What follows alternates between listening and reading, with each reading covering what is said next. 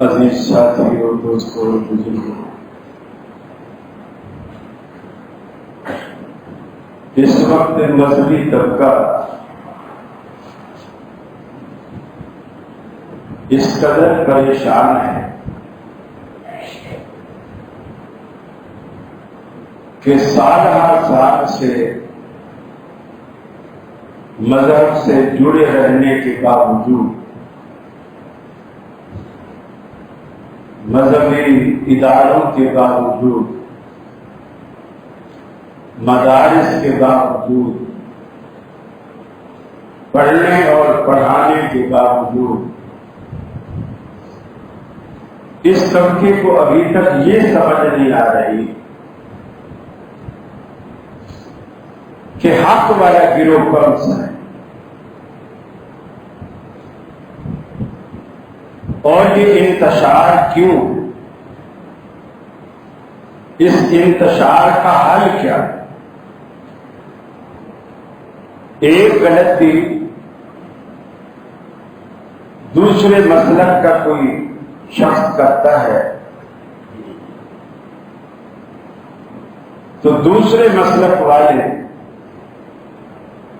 اس کے خلاف کمر بستہ ہو جاتے ہیں، احتجاج کرتے ہیں، مقدمے بازیاں ہوتی ہیں، کیس لڑے جاتے ہیں اور اسے طے کرے کے دار تک پہنچایا جاتا ہے۔ اور بعض دفعہ ایسا ہوتا ہے کہ وہی جو میرا بیٹا کر لے، میرا اپنا کر لے، میرا بھائی کر لے، پھر میں اس کے بچنے کے لیے تب و دو کرتا ہوں، کوشش کرتا ہوں کہ کسی طرح کے بچہ۔ قانون ہمیشہ سب کے لیے ایک ہوتا ہے۔ حضور نبی کریم صلی اللہ علیہ وسلم نے ایک خاتون کے بارے میں جس نے چوری کی، آپ کی عدالت میں جب مقدمہ لایا گیا اور جرم ثابت ہو گیا، اس نے اقرار کر دیا، تو آپ نے فیصلہ دیا کہ اس کا ہاتھ کاٹا ہے، اور وہ بڑی عزت دار قبیلے کی عورت تھی، قبیلے والوں کے لیے یہ بڑا ڈوب مرنے اور کٹ مرنے کا مقام تھا کہ ایک عزت دار گھرانے کی عورت، مالدار گھرانے کی عورت، اس کا ہاتھ کٹ جائے، جسے آپ کی اصطلاح میں اسے ٹنڈا کہتے ہیں، وہ ٹنڈی ہو جائے، تو زندگی میں جب بھی کوئی پوچھے گا ایسے کہ یہ تیرا ہاتھ کیوں کٹا، تو اچھی بڑی تھی، تو ظاہر بات ہے یہ یہی بتائے گی، تو یہ تو ساری زندگی برادری کی ناک ہی کٹتی رہے گی۔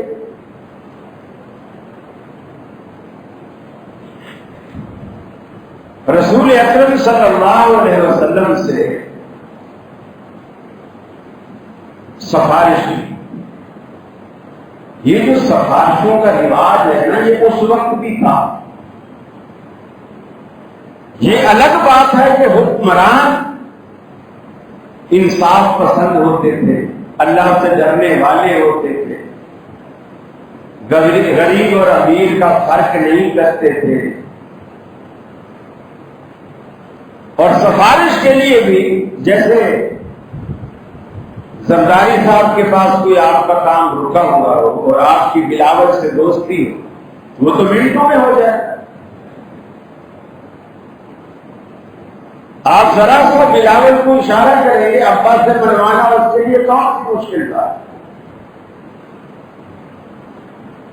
حضرت زید بن حارثہ رضی اللہ تعالی عنہ یہ ایسے صحابی تھے جو غلام تھے، آپ نے اسے آزاد کیا،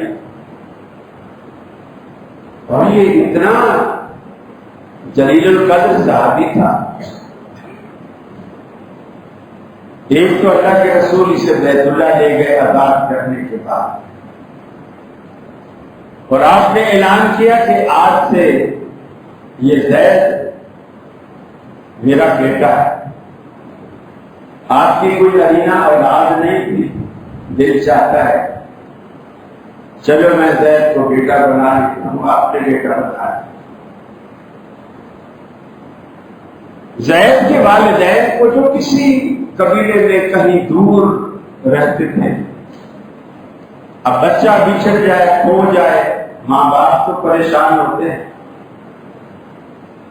وفات سے زیادہ پریشانی ہوتی ہے، بچہ گم ہو جائے، بچھڑ جائے اور پتہ ہی نہ ہو کہاں گیا، کیسے گیا، کس حال میں ہوگا، پتہ نہیں اس نے کھانا بھی کھایا ہوگا کہ نہیں کھایا ہوگا۔ یہ بڑی تکلیف دہ بات۔ اب ماں باپ روزانہ جیتے اور روزانہ مرتے ہیں اس انتظار میں کہ پتہ نہیں ہمارا بیٹا کس حال میں۔ ان کو پتہ چلا کہ تمہارا بیٹا مدینے میں، ہم نے اسے دیکھا ہے، ہم اس سے ملے ہیں، وہ مدینے میں، اس کے ماں باپ وہاں سے آئے، رسول اللہ صلی اللہ علیہ وسلم تک پہنچے، وہ بھی مسلمان نہیں، بڑا رونا دھونا شروع کیا، غریب تھے، وہ یہ سمجھتے ہیں کہ یہ آپ کا غلام ہے، اب یہ چھوڑنے کے لیے مجھ سے ہم سے پیسے مانگیں گے، اور ہم غریب ہیں، پیسے بھی نہیں دیتے، بیٹا بھی نہیں چھوڑ سکتے، حالانکہ آپ کو آزاد کر چکے تھے، بغیر پیسے کے آزاد کر چکے۔ اب وہ کہہ رہے ہیں یا رسول اللہ یہ ہمارا بچہ ہے، اس طرح گم ہو گیا تھا، پتہ نہیں کس نے اٹھا کے ادھر آ کے بیچ دیا۔ آپ نے ایک ہی بات، آپ نے فرمایا یہ تمہارا بیٹا ہے، کل بھی تمہارا تھا، آج بھی تمہارا، یہ تمہارے سامنے بیٹھا ہے، اس سے پوچھ لو، اگر یہ تمہارے ساتھ جانا چاہتا ہے تو میں نہیں روکوں، بے شک ہے۔ وہ خوش ہو گئے کہ نہ پیسہ نہ کچھ، اور آپ نے سارا معاملہ بچے پر چھوڑ دیا۔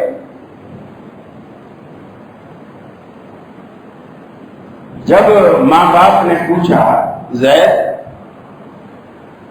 آپ کو تو اب اجازت مل گئی ہے، اب آپ چلے، ہم آپ کو لینے آئے، اس نے بڑے ادب سے کہا کہ آپ میرے ماں باپ ہیں، آپ کا احترام مجھ پہ فرض ہے، لیکن رہی جانے کی بات، میں رسول اللہ صلی اللہ علیہ وسلم کا ڈر نہیں چھوڑ سکتا۔ ماں باپ کو چھوڑ دیا، نبی مکرم کا ڈر نہیں چھوڑ سکتا۔ آپ بہت پیار کرتے تھے، اسی لیے اس عورت کی سفارش کے لیے زید بن حارثہ کو بھیجا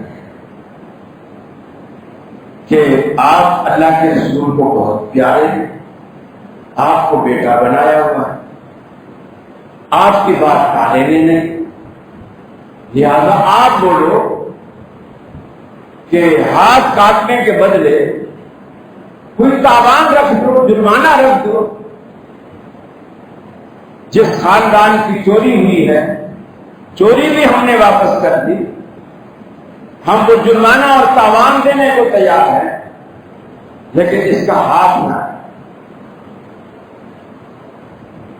نبی کریم صلی اللہ علیہ وسلم نے زید کی بات سنی اور غصے سے کھڑے ہو اور فرمایا کہ تم سے پہلی قومیں اسی لیے تباہ و برباد ہوئی تھی کہ ان میں جب کوئی بڑا کسی گناہ کا مرتکب ہوتا اسے چھوڑ دیا جاتا، اور جب کوئی چھوٹا غریب گناہ میں ملوث ہوتا اسے سزائیں دی جائے۔ یہ جو ہماری تباہی کا یہ منظر ہے، ملک دیوالیے پن کی طرف جا رہا ہے۔ ہم کرتے ترقی کے لیے نہیں، سرکاری عیاشیاں پوری کرنے اور پچھلے قرضوں کی قسط واپس کرنے کے لیے نیا قرضہ لیتے ہیں۔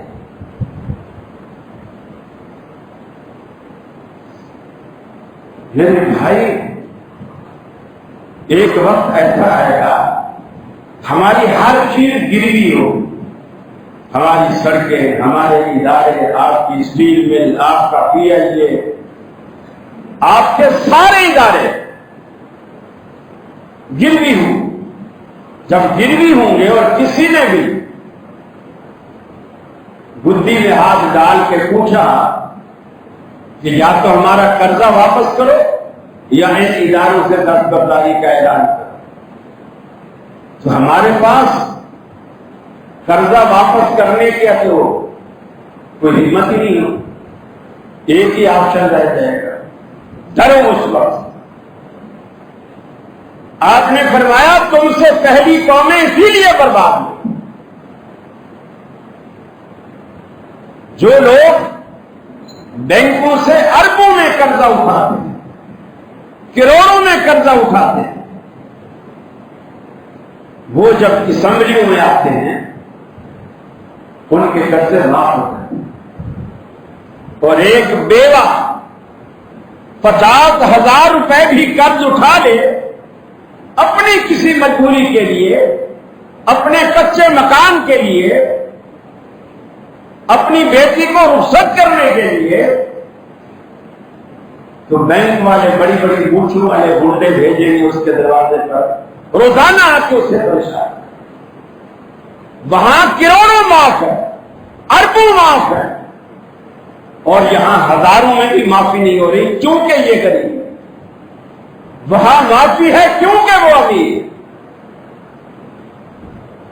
یہ تباہی کے لیے گڑے ہم خود کھول رہے ہیں۔ رسول اکرم صلی اللہ علیہ وسلم نے فرمایا، زید سن، تیرے کو تو لوگوں نے اس عورت کی سفارش کے لیے بھیجا ہے نا، سن، لو ان فاطمہ بنت محمد سرقت لقطعت یدها، اگر محمد کی بیٹی فاطمہ رضی اللہ تعالی عنہ اگر وہ بھی چوری کرتی لقطعت یدها، میں اس کا بھی ہاتھ کاٹ۔ یہ ہے انصاف، یہ ہے تقویٰ، یہ ہے اللہ کا ڈر، کہ جب کسی حاکم کے دل میں پیدا ہو جاتا ہے پھر اللہ تعالیٰ اس ریاست کو ریاست مدینہ بنا دیتا ہے۔ یہ سارا دار و مدار منصف اور انصاف پسند حکمرانوں پر، عدالتوں پر، بڑوں پر، لیڈروں پر۔ آج لوگوں کو پتہ ہی نہیں چل رہا حق کیا ہے۔ فَالَّذِينَ آمَنُوا وَعَمِلُوا الصَّالِحَاتِ، وہ لوگ جو ایمان لائے اور ایمان کو کافی سمجھ کر نہیں بیٹھ گئے. وَعَمِلُوا الصَّالِحَاتِ نیک عمل کرتے رہے. وَآمَنُوا بِمَا نُزِّلَ عَلَى مُحَمَّدٍ اور اس بات پر ایمان لائے جو اللہ رب العالمین نے محمد عربی صلی اللہ علیہ وسلم پر نازل کیا. آمنوا بما نزل علی محمد اس یقین کے ساتھ ایمان لائے کہ جو کچھ اللہ نے آسمانوں سے اپنے حبیب پر اتارا وَهُوَ الْحَقُّ وہی سچ ہے وہی حق ہے. مِن رَبِّهِمْ ان کے رب کی طرف سے. گویا صرف ایمان لانا کافی نہیں، یہ ماننا بھی ضروری ہے کہ رب العالمین کی طرف سے یہی حق اور یہی سچ ہے. افسوس کہ آج دنیا میں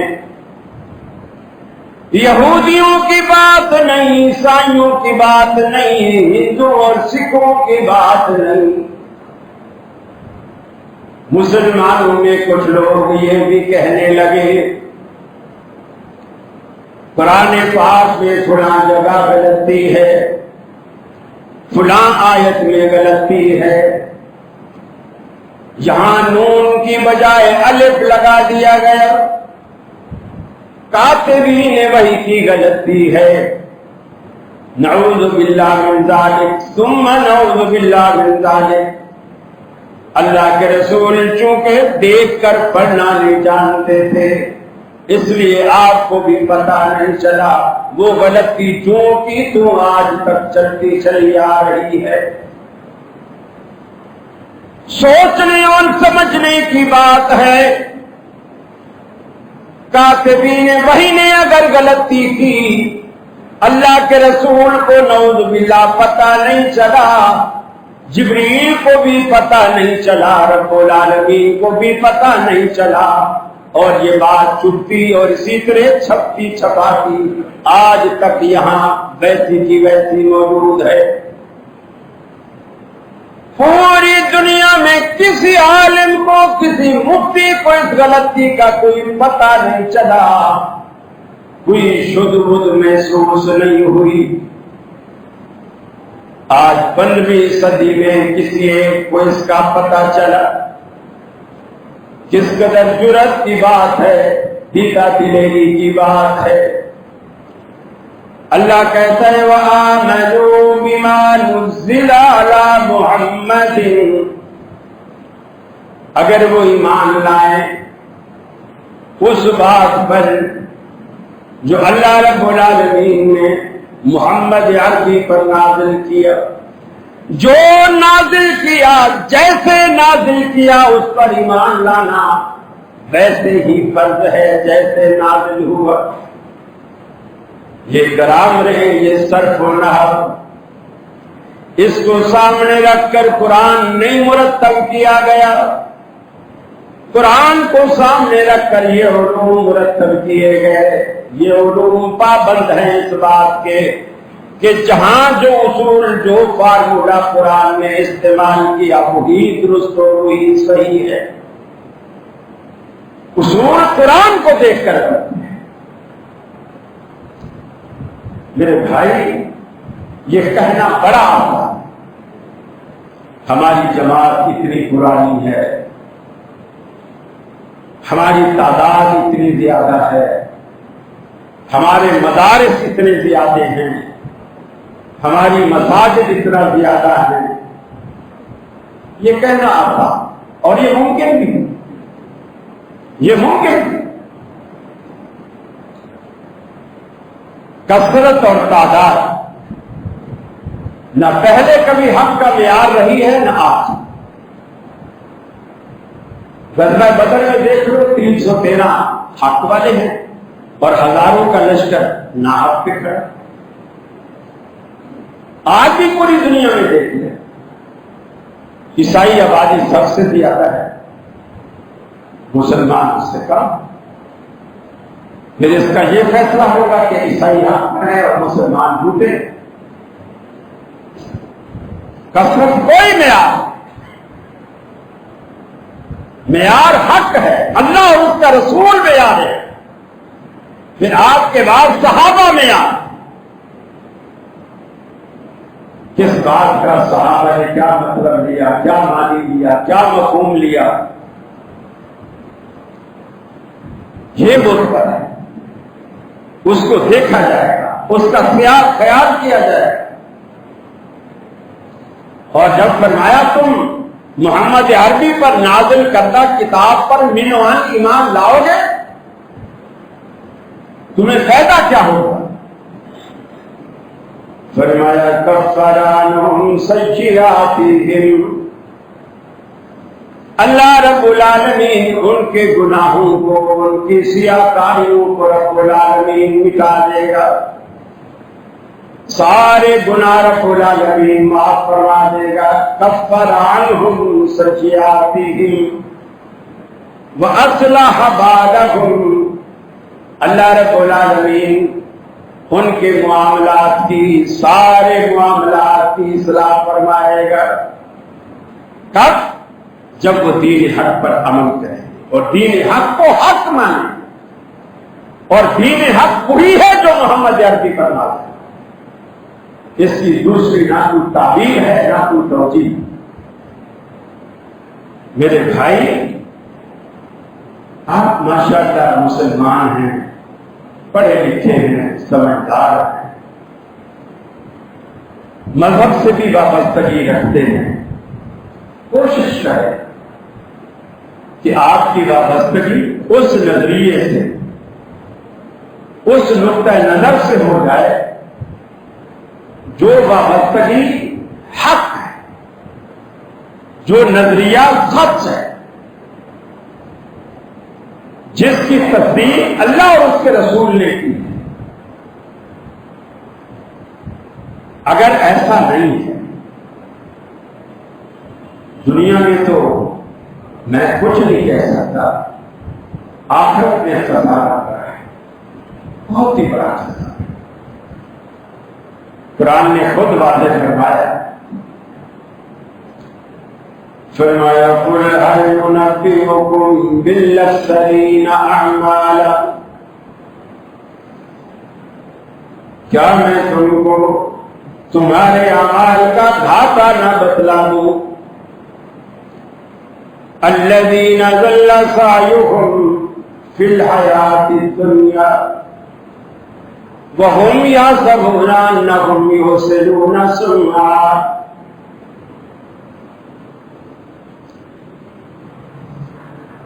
وَهُمْ يَحْسَبُونَ أَنَّهُمْ يُحْسِنُونَ صُنْعًا أُولَئِكَ الَّذِينَ كَفَرُوا بِآيَاتِ رَبِّهِمْ وَلِقَائِهِ حَبِطَتْ أَعْمَالُهُمْ فَلَا نُقِيمُ لَهُمْ يَوْمَ الْقِيَامَةِ وَزْنًا۔